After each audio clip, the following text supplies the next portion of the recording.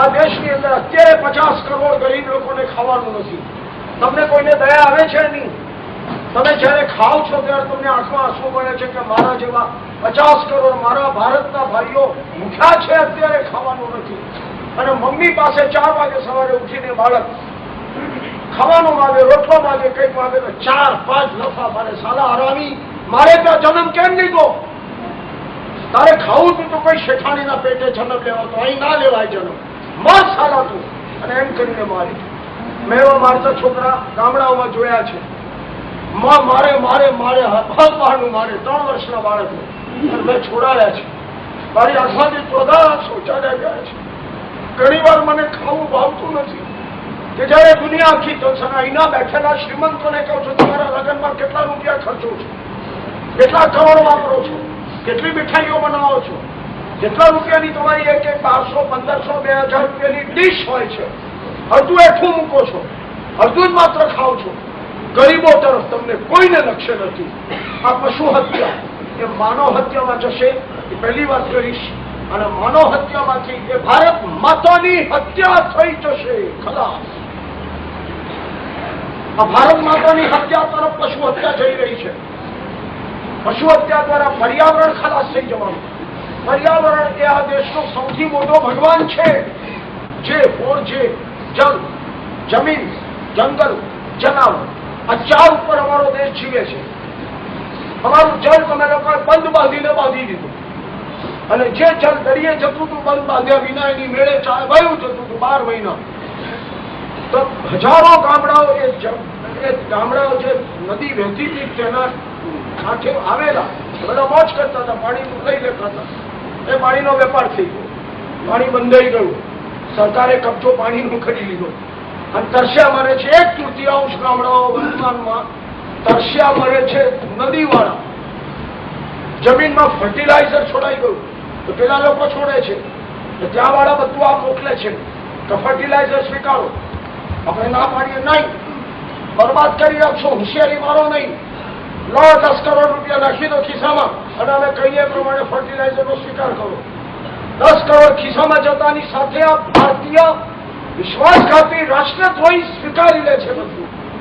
આ કરોડો ને અબજો રૂપિયા અત્યારે બધાને વેચી રહ્યા છે. કોઈનો આરોપ નથી મૂકતો. હું પોતે દુઃખી છું. હું જે આત્મવિલોપનની વાત કરું છું, મારે મરી જવું છે. હવે આ જો બંધ ન થાય, 36 લાખ કરોડની નવી કતલ હવે જે થવાની બંધ ન થાય, મરી જ જવું સારું. આ નિમિત્તે જીવીને શું કરવાનું?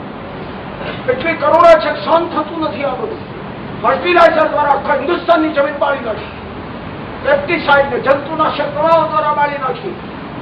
ખેડૂતોનું નિકંદન નીકળી ગયું જમીન બળી જવાથી. એમની જમીન એ જ એમનું જીવન હતું.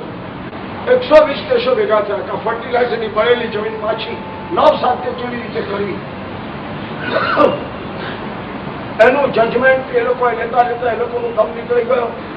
મિટિંગો પર મિટિંગ, દિવસોના દિવસો ચાલ્યા પછી નક્કી થયું કે આ ફર્ટિલાઇઝર પેસ્ટિસાઇડથી બળી ગયેલી જમીન ફરી નવસાધ્ય કરવી હોય અને અનાજ તેની અંદર પાછું ઢગલાવન ઉગે એવું કંઈ કરવું હોય તો આ વિશ્વમાં એક જ ચીજ છે, એક જ. આ સિવાયની કોઈ બી દવાઓ બનાવો, કોઈ બી બનાવો મેડિસિન, જમીન નવસાધ્ય નહીં થાય. એ ચીજનું નામ છે છાણ, ગોબર, મૂત્ર, ગાય વગેરે તમામ પશુઓનું. આ છાણ મૂત્ર જો બરાબર તૈયાર થાય, આનું પ્રોડક્શન વધી જાય અને બધે સિંચવામાં આવે, બધે નાખવામાં આવે તો જમીન નવસાધ્ય થઈ જાય. જળ બચે. જમીન જો ફર્ટિલાઇઝર છે તે બાળવાની બંધ થાય. ચાલુ થઈ ગયું છે. ગૌમૂત્રનો ઉપયોગ જમીન ઉપર પુષ્કળ પ્રમાણમાં ચાલે છે. આ પશુઓને બધાને બચાવશે તો આ પ્રજા બચાવશે. આ રાજા નહીં બચાવે.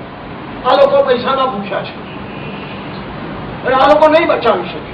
તમને ખબર હોય તો નહીં, પણ આપણે બધા નક્કી કરીએ કે આપણે આટલી ચીજમાં જીવન ફેરવવું છે, આટલી ચીજોને બચાવી છે, આવા પશુઓને બધું બચી જશે.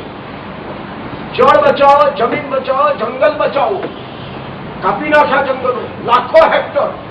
આ રોડ બનાવવામાં લાખો હેક્ટર જંગલો કપાઈ ગયા. રોડ તમારા શ્રીમંતોની ગાડીઓ, મર્સિડીઝો દોડે, એની સુવિધા આપવા માટે આસ્ફાલ્ટ રોડો બન્યા. એમાં લાખો જંગલો કપાઈ ગયા, વૃક્ષો કપાઈ ગયા. અરે આદિવાસીઓને બચાવવાની વાત કરો છો, આદિવાસીઓના જંગલ તો ખલાસ કરી નાખ્યા, એમને જીવવું જ મુશ્કેલ કરી નાખ્યું। આદિવાસીઓનું આખું જીવન જંગલમાં હતું, ખાઈ લેતા હતા, પી લેતા હતા, ધંધો બી કરી લેતા હતા, મજાથી ઘર બી બનાવી લેતા હતા। શહેરોમાં તમારી પાસે ભીખ માંગવા નહોતા આવતા, આદિવાસીઓ ગરીબ હતા, ભિખારી નહોતા, સુખેથી ગરીબીનો રોટલો ખાતા હતા। કાપી નાખ્યા જંગલો, એટલે વન્ય સૃષ્ટિ ખલાસમાંથી પશુઓ ગયા, વાઘ સિંહ વગેરે બધું અભયારણ્ય ખલાસ થયું, આદિવાસીઓને રહેવાનું ખલાસ લીધું, એટલે હવે ટોળે ટોળા આવી રહ્યા છે બધા શહેરોમાં। રોડ ઉપર જુઓ તો ખરા કેવા બધા બંગાળીઓ, આદિવાસીઓ, બિહારીઓ બધા પડ્યા છે। તમે મજામાં છો અત્યારે, એર કન્ડિશન ની અંદર તમે ઊંઘો છો, તમારી ઊંઘ હરામ થઈ જશે એક દિવસ। ક્યાં જાય? પેટ ખાલી થાય પછી ક્યાં જાય?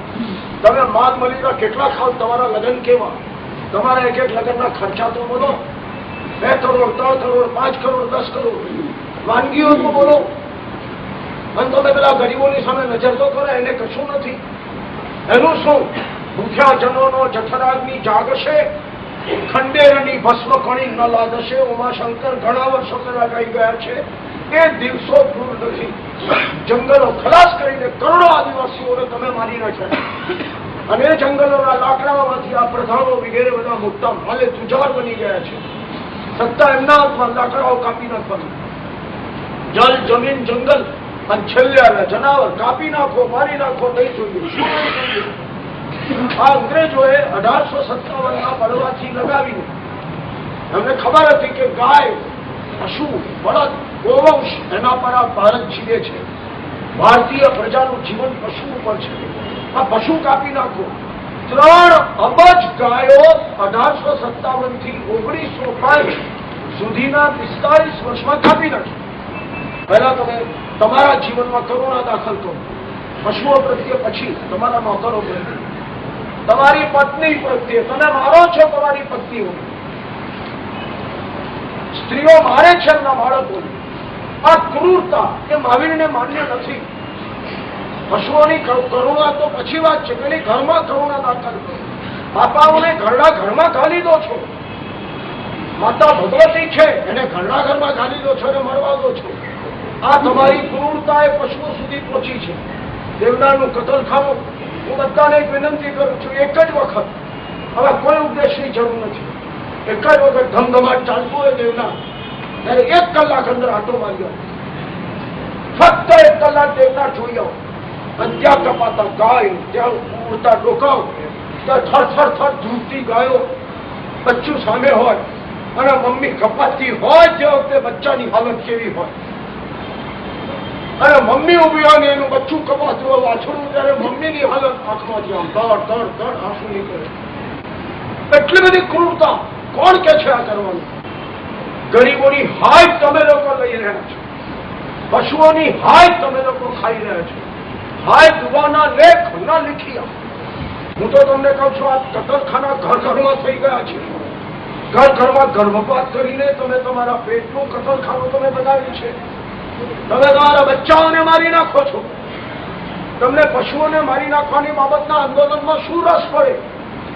તમારા બાળકોને તમે મારી નાખો, અને છેલ્લા વખતની એ બાળકની અંદરની સ્થિતિને એની ધ્રુજારી, એની પાક અલગની ધ્રુજારી વિડીયો ફિલ્મ નીકળી છે, એની સાયલન્ટ સ્ક્રીન, ઊંઘી ચીજ 28 મિનિટ ચાલે છે, બ્યુટી વિધાઉટ પ્લુરાલિટી સંસ્થાએ બહાર પાડેલી છે। અરે જુઓ નહીં, જોઈ શકો નહીં, એવું અંદર બાળક તરફડે, શરીર મારે ને એની અંદર એની સાયલન્ટ સ્ક્રીન, એટલે મૂંગી ચીસો અંદરથી પડે, ટુકડા થઈ જાય, એનું લોહી, એનું માંસ એની મમ્મી જુએ નીકળતું જુએ, અને જે મમ્મી તૈયાર હોય એના માટે, એ મમ્મીને આ પશુ હિંસાની વાતમાં દયા ઉત્પન્ન કરવી મુશ્કેલ છે। આ કતલખાનામાં જ ફર્ટિલાઇઝરનો જે 50 એકરની જમીન છે અહીંયા દેવનારમાં, 150 એકર જમીન દેવનારની, એના 50 એકર, હદબારની ગંદકી, હદબારનું લોહી, હદબારનું માંસ, આસપાસના 200-250 ઘરો તરસી ગયા છે। આ શું કરો છો? પણ અમારા વિશ્વાસ નથી લેવાતો આ ગંદકીથી, તો આખા દેશનું શું? માટે હું બધાને એક જ વાત કરું છું, એક વખત, એક જ વાર, 1 કલાક માટે દેવનારમાં જાઓ। નહીં જવા મળે, પરમિશન મળવી મુશ્કેલ છે, પણ મેળવો, એની હાવ મેળવો.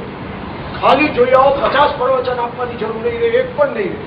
ખાલી જોઈને ચિત્રી ચડશે, બેભાન થઈને પડી જશો. નિર્દોષોની હત્યા કેમ થાય? પશુ હત્યાનું આંદોલન તો કરશો. હું તમને કહું છું, હું છેવટે નજીકની તારીખ પસંદ કરીને બેઠો છું. ભલે તમારા લોકોમાં વિશ્વાસ નથી. હું અંદરથી આઘાત પામીને જીવતો છતાં મરી ગયેલો છું. હું જીવતો છતાં અંદર હું મરી ગયેલો છું. મેં મારું સ્થાન, મારા ઉપવાસનો શરૂઆતનો દિવસ બધું નક્કી કરીને બેઠો છું. કારણ કે તમારામાં મને કોઈ વિશ્વાસ નથી. અને હું આવી ઘોર હિંસામાં જીવી શકું એમ બહુ નિભાવું છું. મને બહુ ત્રાસ થાય છે. મારા દિવસ આના કરતા મરી જવું સારું, કે મારે આ ત્રાસ જોવો ન પડે. બહુ નજીકના સમયમાં આ મરણ ઉપવાસ ઉપર ઉતરવા માંગુ છું. આંદોલન મારાથી પૂરું ન બી થાય. મને જે જોઈએ છે ન મળે, બે ચીજ જોઈએ છે, તો હું આંદોલન પૂરું થયું એમ માનું. અત્યારે ડિફોલ્ટર પાસે 40 પૈસામાં ચૂકવણું કરવું પડે, 60 પૈસા જવા દેવા પડે. શું કરીએ, પેલો ડિફોલ્ટર છે. એવી રીતે હું બી કહું છું કે મને બે ચીજ આપી દો ને હું છોડી દઉં આંદોલન. શું કરું? એક ચીજ એક્સપોર્ટ ટોટલી બંધ. આજે રોજ 4000 ઢોર તો કપાય છે. એમાં નવા એક્સપોર્ટ માટે નવા 10,000 કપવાના રોજ. તો વર્ષના કેટલા? રોજના 10,000, તો વર્ષના 36 લાખ નવા ઢોર. 36 લાખ દર વર્ષે કપવાના. આપણાથી જીવી શકાય? આપણાથી આપણે મહાવીરના જો સંતાનો હોઈએ, આપણે રામના સંતાન, આપણે બધા તમે કોઈના દ્રષ્ટાંત ઈસુના આપવું, મોહમ્મદ પૈગંબર સાહેબના આપવું, કૃષ્ણના આપવું, બધા દયાળુ, બધા દયાળુ. તો સાલા આપણે લોકો આવા ક્રૂર છીએ, આવા ભગવાનોના અનુયાયી તરીકે આપણામાં દયા નથી. જલસા કરવાના છે, ખાઈ પીને ભૂખ્યાઓને. શાસ્ત્રમાં લખ્યું છે તમે જે ધર્મ આદિ કરો, આસ્ખમણ કરો, અઠાઈ કરો, બધું કરો, પણ તમારા હૃદયમાં બીજા જીવો પ્રત્યે કરુણા નામનો ધબકારો ન હોય તો તમારો કરેલો બધો ધર્મ કરુણા મસ્ત. બીજાના દુઃખનો વિચાર કરવો જોઈએ. બે ચીજ તમે મને કરી આપી છે, તો આવતો રવિવાર હવે તૈયાર છે. હવે 17મીનો, પછી 24મીનો કદાચ બલિદાન આપી દેવાનો સમય આવી પણ જાય. બે ચીજ જોઈએ છે મને. એક્સપોર્ટ બંધ કરો. આ નવું 36 લાખ ઢોરોની કતલનું જે તોફાન નવું, બીજા 15 લાખ તો તમે વર્ષે મારો જ છો રોજના 4000 પ્રમાણે. નહીં બોલીએ ભાઈ સાહેબ, નહીં બોલીએ. અમારી તાકાત નથી, અમારી કોઈ તાકાત નથી. અમે 15 લાખ ઢોર દર વર્ષના કપાય છે, એમાં નહીં બોલીએ. પણ નવા 36 લાખ, 15 વત્તા 36 એટલે દર વર્ષે 51 લાખ ઢોરોની કતલ રીબાવીને. આ નમ્ર મુનિજી કેટલા મહાન સંત આજ આપણી મારી સાથે બેઠા છે. અમારા નસીબચાથી નમ્ર મુનિજી અમારી સાથે હોય. એમનો વૈભવ, એમનું પુણ્ય, એમની તાકાત, એમનો ચાપ, બધું જબરું ચાલે છે. મારે તો 15 દાડાનો જ પરિચય. હું તો નખથી માથા સુધી ઓળખી ગયો કે આ તો વિશિષ્ટ કોટીની વિભૂતિ છે. એટલે હું જાહેરમાં આજે કહી દઉં છું કે હું ટકી ન શક્યો. હું ગયો, પરલોક ભેગો થયો. આ બધા કામની સંપૂર્ણ ફતે મેળવવાની જવાબદારી હું એમને સોંપું છું. એક અઠવાડિયાની આપણે એમને મુદત આપીએ, નહીં તો પાછો આવું છું. મારી મુદતમાં ન કરી આપે કામ કોઈ બી કારણસર કે ભાઈ અમારી શક્તિ બહાર છે, તો પછી હું પાછો જોડાઈશ. અને 24મી તારીખે મલાડમાં કયું પેલું ત્યાં 15,000 માણસ માં હું પાછો સિંહનો બચ્ચો આવીશ.